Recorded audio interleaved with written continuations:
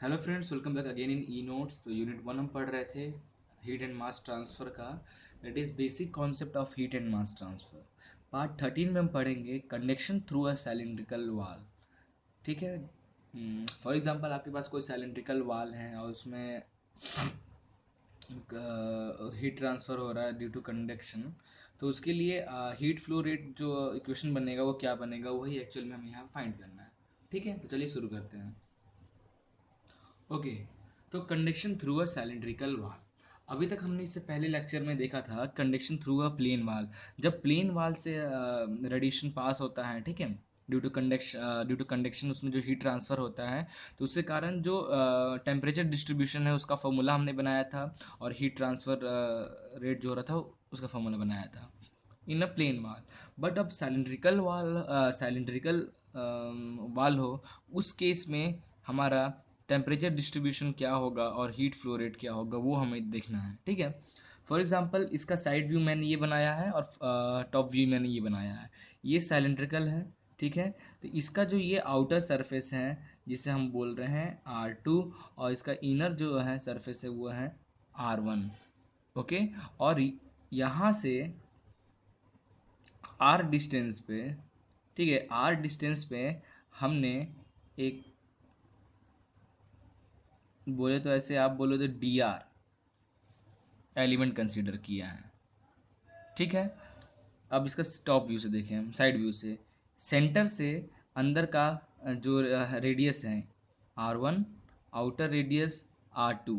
ठीक है। यहाँ से जो हमने एलिमेंट कंसीडर किया उसका डिस्टेंस है R, और जो उसका टेम्परेचर जो है DT। ओके। और थिकनेस जो है कितना है, L।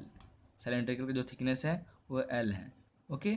अब देखो इनर सरफेस R1 है, आउटर R2 है। अगर इनर का टेम्परेचर ज़्यादा है तो कॉमन है बाहर आते आते टेम्परेचर कम होगा, तो उसका ऐसा कुछ ग्राफ बनेगा। ठीक है। अब हम एलिमेंट कंसिडर किए, उस एलिमेंट पे हमारा टेम्परेचर डिस्ट्रीब्यूशन कितना होगा वो कैलकुलेट करना है। तो पर्टिकुलर एलिमेंट के लिए हमने टेम्परेचर डिस्ट्रीब्यूशन DT ले लिया है। ठीक है। ओके। अब नाउ, अब देखो इसको कैलकुलेट करने के लिए अब हम जनरल इक्वेशन पे जाएंगे कोऑर्डिनेट सिस्टम के। तो सिलेंड्रिकल कोऑर्डिनेट हम पढ़े थे, general heat equation in cylindrical coordinates हम पढ़े थे। ठीक है। जस्ट मैंने इसका वीडियो बनाया था, इसका आइकन में मैं ऐड भी कर दूंगा। ठीक है। तो उसका जो इक्वेशन हमने बनाया था उसे कैलकुलेट किया था, हमारा general heat equation for cylindrical coordinate ये आया था, ये पूरा इक्वेशन। ठीक है। Del square T upon del R square plus 1/r del T upon del phi square plus del square T upon del X square plus Q G upon K which is equal to 1/अल्फा del T upon del tau. ये था। Now अब condition में आते हैं। हम क्या पढ़ रहे थे, स्टडी इक्वेशन, वन डायमेंशन, यूनिडायमेंशन, ऐसा कुछ। ठीक है। तो फॉर कंडीशन जो है इसका है, for steady state del T upon del tau zero. For steady state के लिए del T upon del tau zero हो गया, means del T upon del tau zero हो गया, तो ये पूरा होल टर्म कितना हो गया, zero. No internal heat generation, कोई भी इंटरनल हीट जनरेट नहीं होना चाहिए। Then Q G upon K is equal to zero. Assumption है ये सब। एंड द टी जो टेम्परेचर डिस्ट्रीब्यूशन है वो एफ फाई एक्स का फंक्शन नहीं है। Unidirectional heat flow in radial direction, only in radial direction में हो रहा है, बाकी दो डायरेक्शन में कोई हीट फ्लो नहीं हो रहा है। ठीक है। Then the above equation reduce to, ये फाई और एक्स डायरेक्शन में कोई हीट फ्लो नहीं हो रहा है। ठीक है। ड्यू टू यूनि डायरेक्शन, एक ही डायरेक्शन की बात कर रहे हैं, वन डायरेक्शन में, तो आर हमने लिया, तो means temperature distribution is not equal to function of phi and X. तो ये दोनों टर्म भी जीरो हो गया, ये ऑलरेडी जीरो है, डेल टी अपॉन डेल्टा ये भी जीरो है। तो इक्वेशन क्या हो जाएगा हमारा, this equation. Okay. Del square T upon del R square plus 1/r del T upon del R का ज़ीरो। यहाँ पे कुछ गड़बड़ है एक्चुअली। यहाँ पे एक्चुअली प्रॉब्लम क्या है कि ये आर स्क्वायर होगा। ठीक है। इसमें एक और टर्म टर्म ऐड है, it is 1/r del T upon del R. ठीक है। ये ऐसा कुछ इक्वेशन है। ये इक्वेशन एक्चुअली में ऐसा है, यहाँ पे मिस्टेक हो गया जो कि छूट गया है। ठीक है। एक्चुअल जो general heat equation in cylindrical coordinate का जो इक्वेशन है वो ये इक्वेशन है।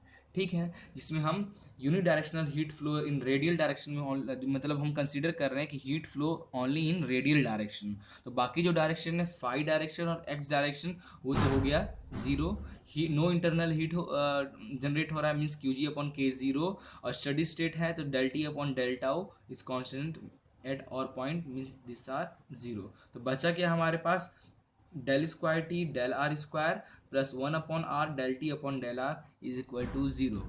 फाइनली हमारे पास जो इक्वेशन बचा वो क्या है, ये इक्वेशन। ओके, ये इक्वेशन हुआ, और इसे हम लिख सकते हैं 1/r, इसको थोड़ा चेंज करके लिख रहे हैं, 1/r D T upon D R D T upon D are zero. अब इसे डिफ्रेंशिएट करोगे तो यही आएगा टर्म, ठीक है ना।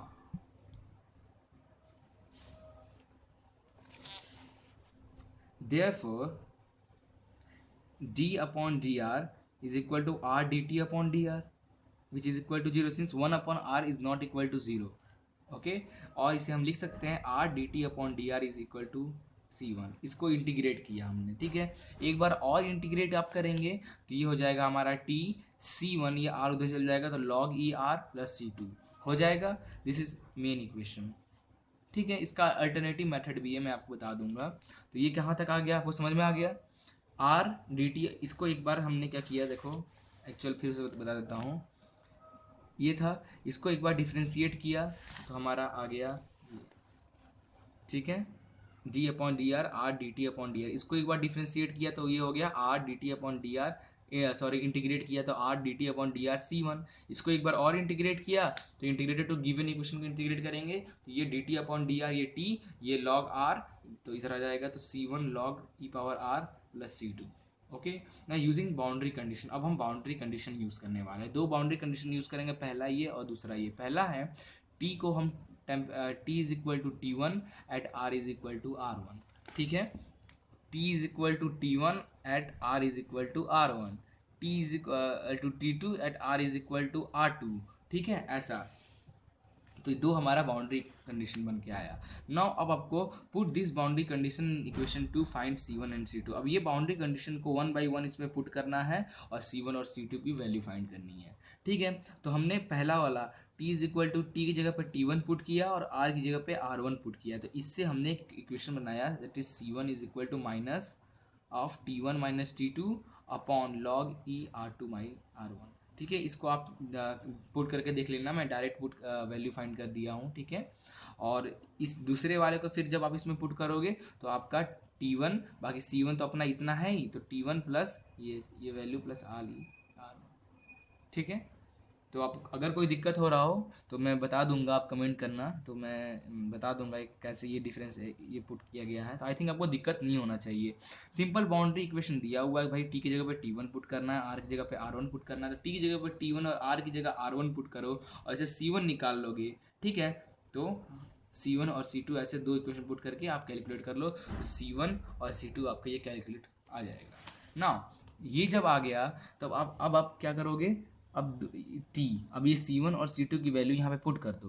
तो C1 C2 की वैल्यू जब पुट करोगे तो T is equal to C1 की वैल्यू पुट करो, C1 कितना है आपका दिस, तो ये माइनस में है, तो एक काम करते हैं अपन लोग इसको उल्टा कर लेते हैं। तो अपन क्या किया एक्चुअल में, T is equal to C2 plus C1 log E power R, ठीक है। हमने इक्वेशन को ऐसे बदल दिया। अब हम पहले C2 को पुट करेंगे, तो C2 का जो ये वैल्यू है, ठीक है, ये वैल्यू है उसको हमने पुट किया, ठीक है। अब C1 कितना है माइनस ऑफ दिस, तो ये माइनस ऑफ दिस पुट किया और ये लॉग ई R1 सेम रहेगा। ओके, देयरफॉर आपका जो मेन इक्वेशन टेम्परेचर डिस्ट्रीब्यूशन इन सिलेंड्रिकल इक्वेशन वो ये है, ठीक है। अब थोड़ा इसको और सिंप्लीफाई करते हैं। तो क्या किया हमने, T माइनस T1, इस T1 को इधर ट्रांसफ़र किया, एक्चुअली क्या किया, पूरे टर्म को इधर ट्रांसफ़र किया, तो हमारा बचा क्या T1 minus T2 log E R1 minus T1 minus T2 log E R, ठीक है। तो इसको हम ऐसे लिख सकते हैं T2 minus T1 is equal log E R minus, इसको ट्रांसफ़र करके इधर T2 minus T1 log E R1, और T2 minus T1 is equal to log R upon R1, ये लिख सकते हैं, ठीक है। डेफिनेटली इसको देखना एक बार कैसे सिंप्लीफाई किया है, ठीक है। देयरफॉर अब ये टी माइनस इसको इधर ट्रांसफर कर दो तो T minus T one upon T two minus T one, और ये टर्म को इधर ले आओ तो log R upon R one upon log E base R two upon R one, ये हो जाएगा। तो आपका एक ये भी मेन इक्वेशन। तो temperature distribution in cylindrical wall के लिए फॉर्मूला क्या हो जाएगा, दिस फॉर्मूला। ओके, इसको और सिंप्लीफाई करोगे तो ये फॉर्मूला आपका ऐसा बन के आएगा। ठीक है, क्या है, T minus T, T is the temperature distribution, T one in temperature in phase one, T two is temperature in phase two, R is जो आपने कंसिडर किया है एलिमेंट का वो आर वन क्या है इनर, आर टू आपका outer. ठीक है, पुट करके कर लोगे आप तो निकल आएगा। ठीक है, इसके बाद अब तो हमने टेम्परेचर डिस्ट्रीब्यूशन कैलकुलेट कर लिया, अब हम कैलकुलेट करेंगे कितना हीट ट्रांसफर रेट अब कैलकुलेट करेंगे। तो by Fourier law heat transfer rate का फॉर्मूला क्या है, Q is equal to minus K A D T upon D R. ठीक है, अब जो आपका ये जो टी आया था, ये जो आपने ये कैलकुलेट किया था हीट ट्रांसफर रेट, ठीक है, इसको आर के रिस्पेक्ट में डिफ्रेंशिएट कर दो। ठीक है, आर के रिस्पेक्ट में डिफ्रेंशिएट करोगे तो आपका ये वैल्यू आएगा। ठीक है, माइनस के ए और आपका D T upon D are की रिस्पेक्ट करोगे ये वैल्यू आएगा। ठीक है, इसे सॉल्व करोगे तो फाइनल में आपका Q is equal to T one minus T two upon R T, where for cylindrical thermal resistivity RT is equal to log E R2 upon R1 upon 2 pi K L। Okay, thermal resistance क्या हो जाएगा, thermal resistance for hollow cylindrical surface के लिए हमें ये मानते, therefore ये वाला टर्म नीचे आ जाएगा तो log E R two by R one upon two pi K L is equal to thermal resistance. Okay, तो हीट ट्रांसफर रेट क्या इक्वेशन क्या हो जाए फॉर सिलिंड्रिकल सरफेस के लिए, T one minus T two upon R T. Okay, now अब इसका एक अल्टरनेटिव मेथड था, क्या अल्टरनेटिव मेथड था हीट रेट कैलकुलेट करने का। देखो, हमें पता है कि हमारा फोरियर्स का इक्वेशन ये होता है, पता है, where area of cylindrical 2 pi R L, cylindrical area क्या हो जाएगा 2 pi R L D T upon D R, same, कोई दिक्कत। अब हम using boundary condition T is equal to T one at R is equal to R one पे, T is equal to T two at R is equal to R two पे, अब हम क्या करेंगे,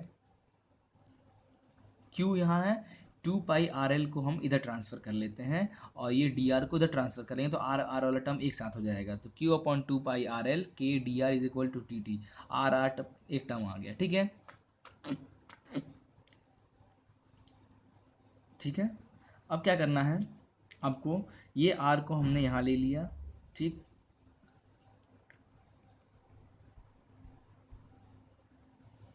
ठीक है, अब आपको ये अब इसको आप डिफरेंशिएट कर दो। ठीक है,